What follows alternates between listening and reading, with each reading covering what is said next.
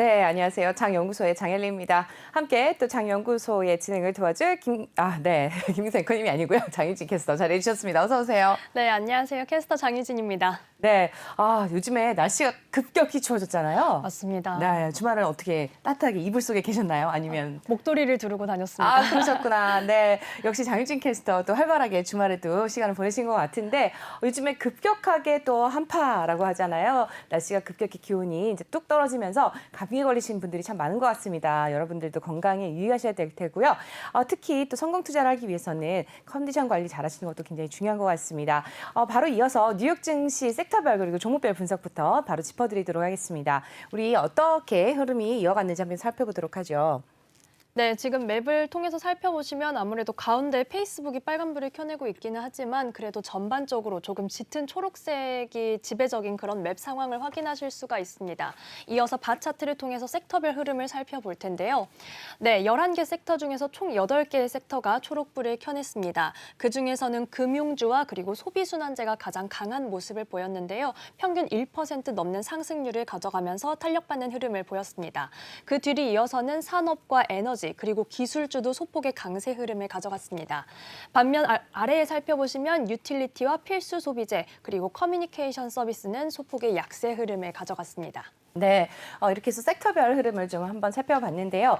계속해서 기업들의 실적 발표가 이어지면서 우리 또 금융주들 좋은 흐름 가져간 것을 다시 한번 확인해 보실 수가 있었습니다. 종목별로 하나씩 자세히 짚어드리도록 할 텐데 가장 많은 상승세를 이끌었던 금융주부터 살펴보도록 하겠습니다. 우리 골드만삭스부터 한번 볼까요? 네, 골드만삭스가 금요일장에서 실적을 발표를 했는데요. 호실적을 발표하면서 주가가 4% 가까이 탄력받는 흐름을 보였습니다. 3.8% 오름세 속에 정규장 거래를 406달러 선에 마쳤는데요. 실적 자세히 살펴보시면 우선 주당 순이익이 전년 대비 66% 정도 증가했다라는 소식이 전해졌습니다. 주당 순이익은 15달러 14센트를 기록을 했고요. 골드만삭스의 호실적에는 인수합병 자문 그리고 투자은행 수수료 수익이 높은 것으로 소식이 전해졌습니다.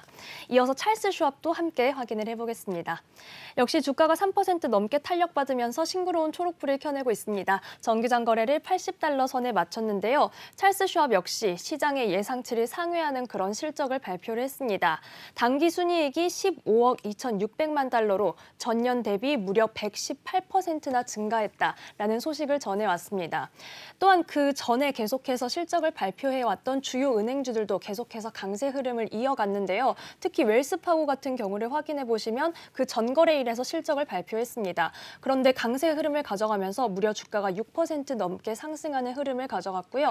이어서 뱅크 오브 아메리카도 함께 확인을 해보시면 2%대의 탄력 속에 정규장 거래를 46달러 선에 마쳤습니다.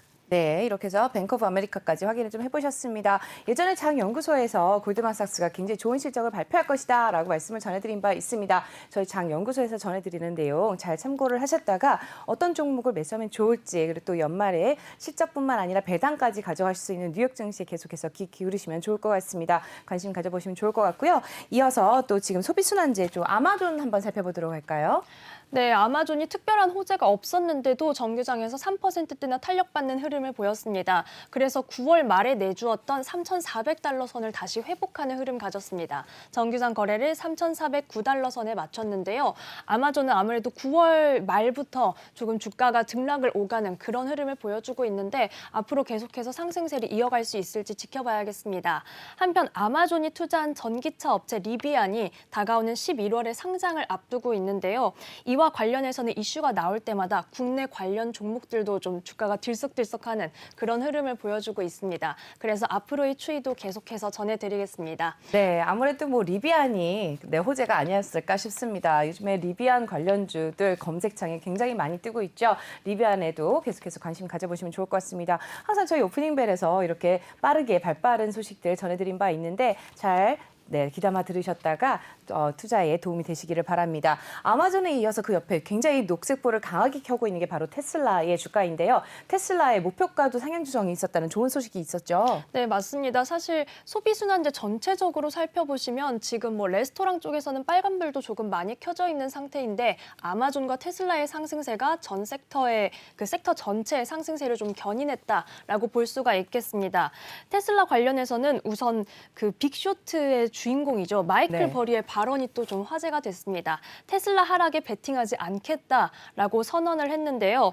이 영화 빅쇼트의 주인공인 마이클 버리는 2008년 서브프라임 모기지 사태를 정확히 예측하면서 화제에 올랐던 인물입니다. 현재 지금 헤지펀드 사이언 자산운용을 운영하고 있는데 이 사이언 자산운용이 지난 1분기 기준 80만 100주의 풋옵션을 걸었다라고 합니다. 그리고 지금까지 테슬라는 과대평가된 종목이고 앞으로 폭락할 것이다라는 이런 입장을 고수를 해왔는데요. 지금까지의 입장을 뒤엎으면서 아무래도 테슬라에는 긍정적인 전망이 더해지면서 호재로 작용을 했습니다.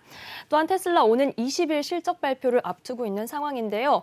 이를 앞두고 제프리스가 목표 주가를 상향했습니다. 기존의 850달러에서 950달러로 100달러가량 상향했다라는 소식도 전해드립니다. 이 목표 주가의 상향 근거로는 3분기 인도량과 생산량 그리고 베를린의 기가 팩토리 가동 전망을 고려했을 때 매우 긍정적인 전망이 드러난다라고 이렇게 분석을 했습니다. 네, 말씀 잘 들었고요. 이어서 우리 빵주들도 한번 살펴보도록 하죠. 기술주들의 흐름도 나쁘지 않았는데 전반적으로 빵주들 어떤 흐름 보여줬을까요? 네, 페이스북을 제외하고는 그래도 소폭의 움직임을 보여줬습니다. 페이스북과 넷플릭스도 사실 조금 빨간불을 켜내고 있는 상황인데요. 먼저 순서대로 페이스북을 살펴보도록 하겠습니다. 네, 페이스북은 유저에 대한 유해성 관련해서 이슈가 좀 지속적으로 나왔던 바가 있습니다. 그런데 여기에 대해서 자사의 어떤 조사 결과를 좀 발표를 했는데요. AI 시스템에 결함이 있다라고 보고를 한 것으로 드러났습니다. 이 AI 시스템이 원래는 게시물 중에서 증오 혐오 발언이라고 하죠. 헤이트 스피치나 혹은 폭력적인 콘텐츠를 필터링을 해줘야 하는데 이 기능이 제대로 작동하지 않았다라고 내부 조사에서 드러난 것으로 알려지고 있습니다. 또한 10대 사용자에게 유해하다라는 보도가 지금까지 있었는데 이 보도가 전해지면서 이후에 10대 사용자가 실제로 감소했다라는 보도도 또 한 번 매출을 위협하는 요소로 작용했습니다. 페이스북은 1%대 내림세를 기록하면서 정규장 거래 324달러 선에 마쳤습니다. 네, 페이스북에 이어서 우리 넷플릭스도 한번 살펴보면 좋을 것 같아요. 네, 넷플릭스는 지금까지 그 실적 발표를 앞두고 있는 상황인데 지금까지 실적 발표를 앞두고 굉장히 긍정적인 전망들이 많이 나왔습니다. 그럼에도 불구하고 금요일장에서는 0.87% 내림세를 기록하면서 정규장 거래를 628달러 선에 마쳤는데요. 하지만 그래도 넷플릭스에 대해서 목표 주가를 상향한 곳이 있습니다. 바로 파이퍼 샌들러인데요. 기존의 목표 주가는 600달러여서 지금 현재가보다도 더 낮은 수준이었습니다. 그런데 이번에 목표 주가를 705달러로 상향을 했습니다. 이렇게 한 목표 주가가 상향이 되면서 현재 넷플릭스에 대한 월가의 평균 목표가는 641달러 선이라는 점도 함께 전해드립니다. 네, 이번 실적도 한번 기대를 해볼 만한 넷플릭스인 것 같습니다. 다음번 실적도 계속해서 상향 조정될 수 있을 것 같다는 기대를 해볼 수 있는 게 바로 요즘에 넷플릭스 오리지널이 굉장히 인기를 끌고 있기 때문이 아닐까 싶은데요. 오징어 게임을 빌드로 해서 이제 그 전부터 굉장히 많은 오리지널들 시리즈들이 굉장히 많은 좋은 호응을 받고 있습니다. 계속해서 관심 가져보시면 좋을 것 같고요. 이어서 우리 애플 주가도 함께 확인을 해볼까요? 네, 애플은 소폭의 오름세를 가져가며 0.75% 강세 속에 정규장 거래 144달러 선에 마쳤습니다. 애플 관련해서는 조금 엇갈린 두 가지 소식이 있습니다. 먼저 우선 오늘은 신제품 출시 이벤트를 앞두고 있는데요. 맥북 프로의 신버전을 포함해서 다양한 신제품들을 선보일 계획입니다. 이번에 특별히 좀 아이폰 13과 동시에 공개하지 않고 조금 한 2주에서 4주가량 간격을 두고 공개를 한 것이 또 화제로 모아지고 있는 상황입니다. 한편 애플이 직장 내 부당 행위를 고발한 이른바 애플2를 이끈 직원을 해고했다라는 소식이 전해지면서 어떤 기업에 대한 비판도 피할 수 없을 것 같습니다. 네, 애플에 이어서 또 우리 헬스케어 관련주도 함께 살펴보도록 하겠습니다. 최근 들어서 백신, 돌연, 변이 바이러스에 관련한 얘기들이 많이 나오고 있는데요. 존슨앤존슨 전반적으로 녹색불을 켜고 있습니다. 화이자를 제외하고는 굉장히 좋은 흐름을 가져간 것 같은데요. 헬스케어 관련주 짚어주시죠. 네, 먼저 존슨앤존슨 살펴보겠습니다. 국내에서도 얀센 백신을 접종하신 분들은 한 번 1회 접종으로 끝나는 그런 상황이었는데요. 이 얀센에 대해서 미국의 FDA 자문기구가 만장일치로 얀센 부스터샷을 승인했다라는 소식이 전해졌습니다. 앞서 김기성 앵커께서도 실적 발표 일정을 말씀해 주시면서 이에 대해서 소개를 해주셨는데요. 얀센을 처음 접종하고 나서 2달이 지나면 추가 접종이 가능하다라는 의견이 나오면서 앞으로 존슨앤존슨은 호재로 작용할 것이라는 이런 기대감이 좀 나와 있는 상황입니다. 존슨앤존슨 0.74% 오름세 속에 정규장 거래를 161달러 선에 마쳤습니다. 모더나도 함께 살펴볼 텐데요.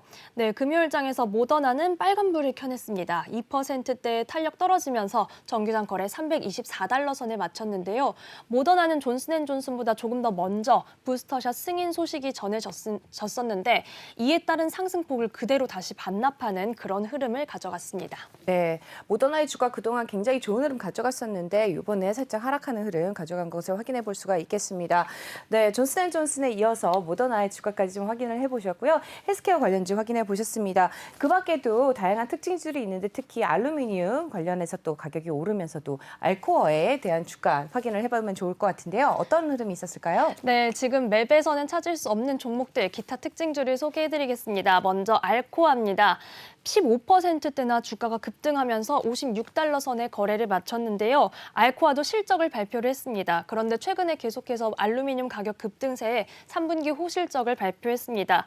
매출액이 31억 900만 달러를 기록했는데요. 전년 대비 무려 31%나 증가한 수치라고 합니다. 네, 반대로 좀 실적이 안 좋았던 그런 종목들도 있었잖아요. 요즘에 최근 들어서 또 우주 여행에 대한 관심이 굉장히 높아졌었는데 버진 갤럭틱은 오히려 하락을 했죠. 네, 버진 갤럭틱은 간밤에 금요일장에서 16%나 주가가 좀 급락하는 그런 흐름을 가져갔습니다. 그래서 정규장 거래를 20달러 선에서 마쳤는데요.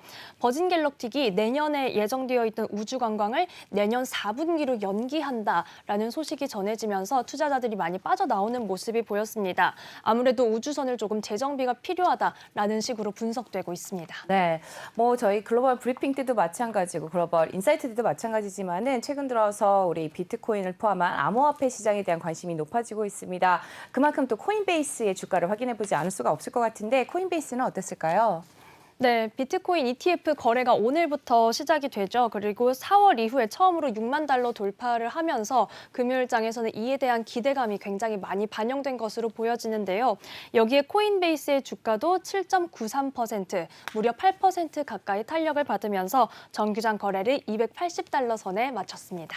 네, ETF에 대한 또 승인 기대감이 또 이렇게 그 주가를 끌어올리는 게 아닌가 싶습니다. 근데 뭐 계속해서 뉴스가 나오고 있지만 승인이 될 것이다, 아니다, 뭐 뉴스에 소문에 사서 뉴스에 팔아라라는 이야기가 나올 만큼 또 어떻게 될지는 조금 더 지켜보셔야 되지 않을까라는 생각도 드는데요. 항상 조심해서 네, 접근을 하시기를 바랍니다.